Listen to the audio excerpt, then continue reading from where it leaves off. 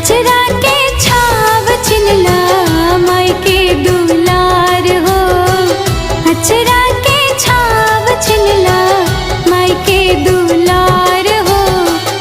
आज छोड़ब लाए पापा घरवा